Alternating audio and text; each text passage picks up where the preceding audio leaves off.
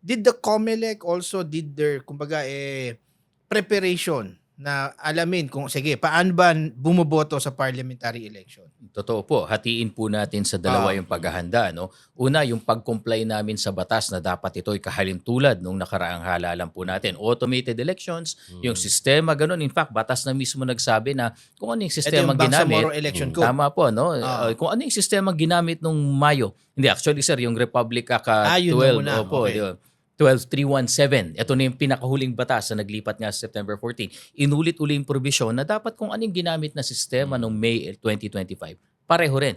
Kaya nga po pinahintulutan sa batas na yan ng COMELEC na mag-direct contracting dun sa automated system natin. Yun po yung technical, yun yung logistics. Pero ang pinakamabigat po dito, yung parte ng pagpaparating ng para saan ba ang halalan na to.